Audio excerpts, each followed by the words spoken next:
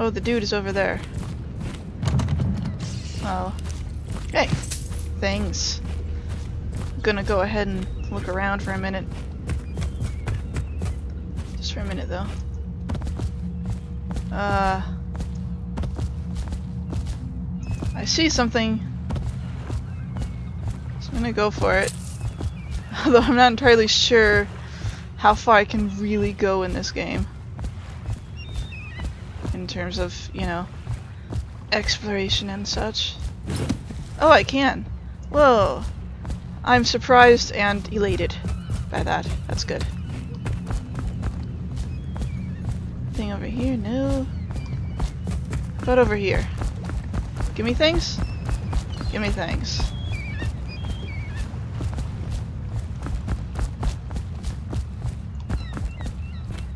No? Alright then. I guess we're just gonna do this.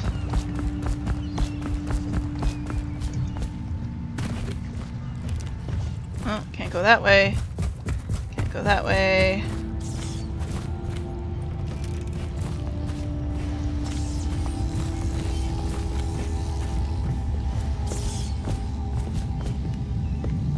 Oh. There are places and things all around this place. The Lord Regent is a shriveled prick and a liar. Oh. I'll be crafting your weapons and gear. All custom work. For you, I will create the tools of a master assassin. Thank you. No!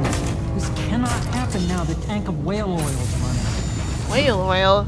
Will you get a new tank from upstairs, please, while I hold this in place? Be careful. The oil's unstable. When it explodes, there's a terrible mess. Okay.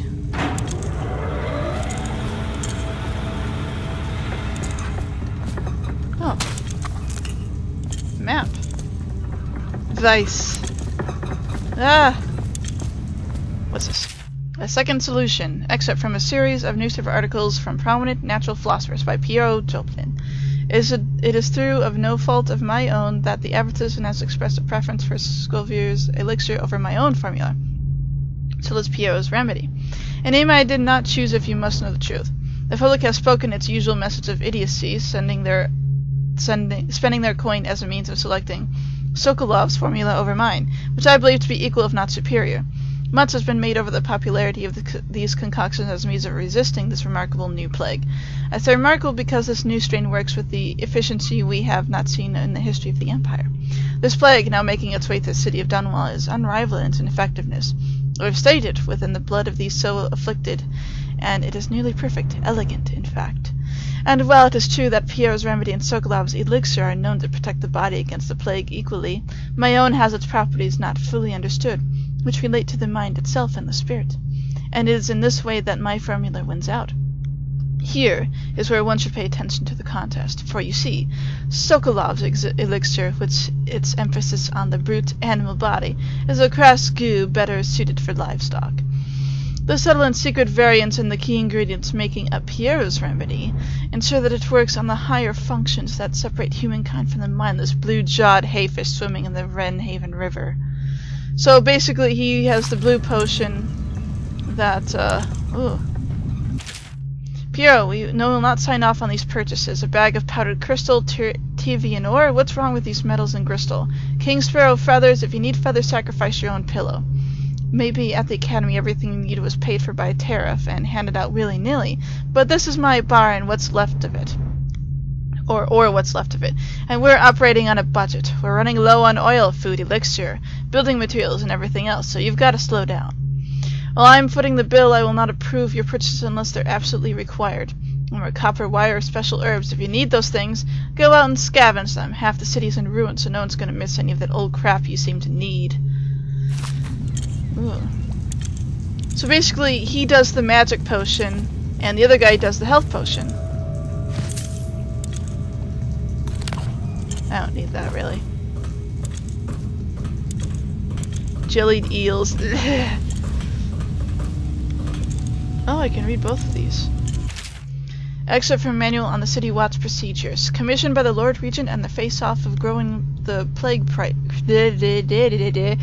dead counter is at a position that will only be given to officers, usually off junior or middle grades. In most matters of edict or curfew enforcement, these officers will defer to the acting officer on duty. However, any dead counter will have command in situations related to the plague and the handling of the dead, including those with late-stage plague symptoms called weepers in common parlance. Starting in the mouth of rain, interested officers may apply for the test and, if accepted, for the 2-week training tour. They will be administered in coin and rations of elixir at 1.5 normal pay grade. Okay. What's this other thing? Excerpt from a series of lectures on natural philosophy by Piero Joplin. Of course, I have attempted to improve upon Sokolov's designs. Of course, and why not? After all, it is likely that his thinking was influenced in some small way by our time together at the Academy. We are all part of a community, striving to unknot the mysteries of the cosmos. Even those among us who possess the greatest minds are often led to a fruitful line of consideration by, how does one say it, our intellectual subordinates. Sokolov is no exception to this, despite the glamour of genius he has cast over the aristocracy.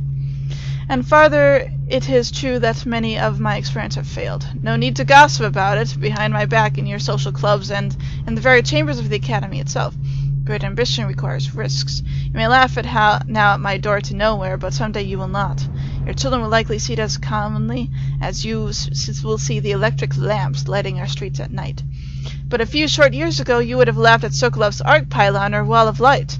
Your laughter, your condescending smiles, they are nothing but evidence of your own limited imagination. This guy likes to talk a lot.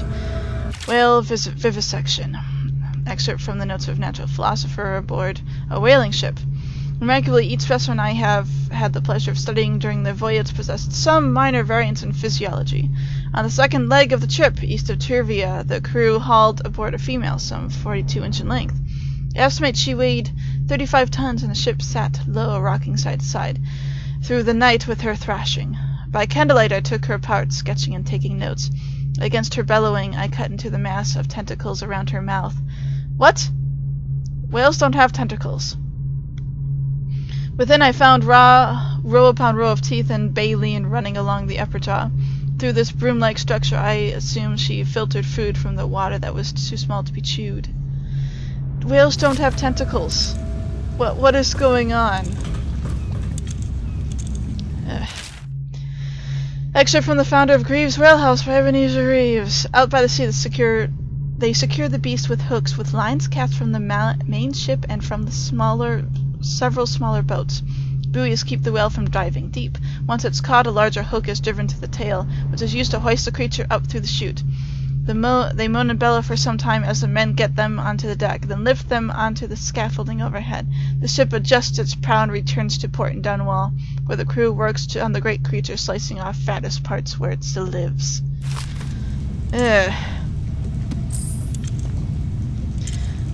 Whale oil refilling station. Sokolov no longer has the upper hand with regard to supplies of whale oil.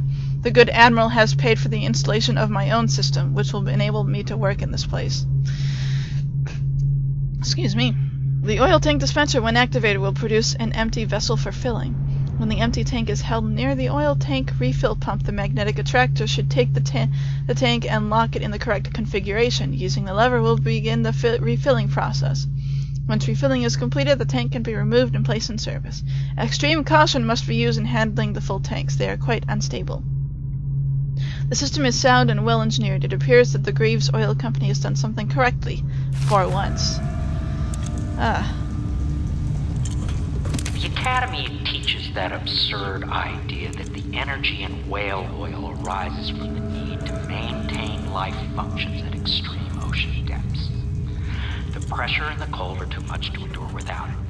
I speculate that a human being might, by a process of adaptation, produce high-energy humors in the body. I could build a tank that would slowly increase pressure on a subject over a long period of time and then observe them for years if need be to see if the formulation of energetic substances develop. Surely the Empress would be able to furnish me with facilities subject to the necessary legal amnesty.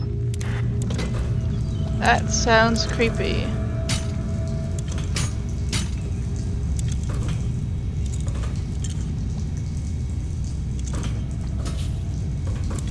Oh. Oh, this is full. Why am I being dumb? Why is oil glowing? Excuse me. Now plug it in. Well, Just perfect. Thank you, Cole. You are welcome. Here, see? The assassin's mask. You're a wanted man, so everyone in the city knows your face. But this mask will mean terror to them. If you just hold still, the fit must be precise. There. Can you see normally? Send the lens out of alignment. There. Better now? I could create more for you. Upgrades for your gear, weapons, munitions. But our situation here is desperate. Scavenge the city for valuables and I will resell them on the black market. That should give us the money to craft the things you need. Alright. Tell me what I can make for you.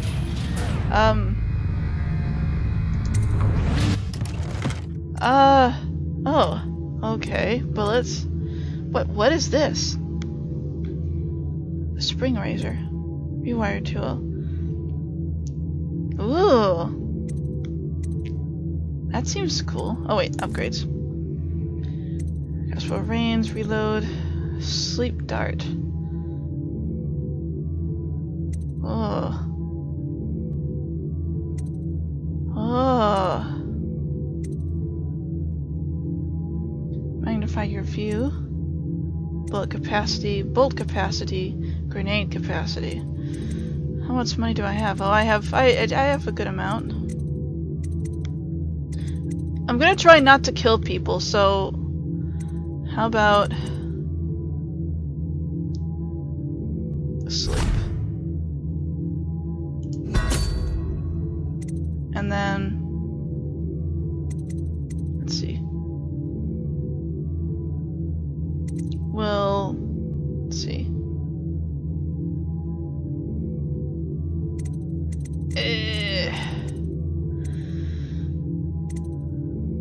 We'll do this for now. Alright. You must be exhausted. I advise that you get some sleep. Your life will get even more difficult. I was kind of hoping you'd be like, rest while you know, almost like crazy, but in like the good way. Very well. You know best. Let me know if you need anything more. Yeah, I was kind of hoping that he'd be more like, I don't know. I can't do that. I was hoping he'd be just like the fun crazy, not the creepy crazy.